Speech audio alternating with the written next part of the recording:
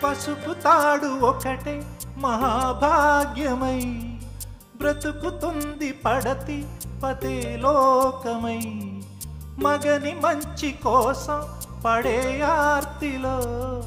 సతిని మించగలరా మరే ఆప్తులు ఏ పూజ చేసినా ఏ నోము నోచినా ఏ స్వార్థము లేని త్యాగం భార్యగా రూపమే పొందగా అపురూపమైనదమ్మ ఆడజన్మ ఆ జన్మకు పరిపూర్ణత ఇల్లాలమ్మా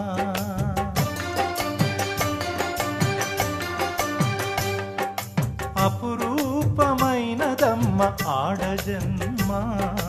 ఆ జన్మకు పరిపూర్ణ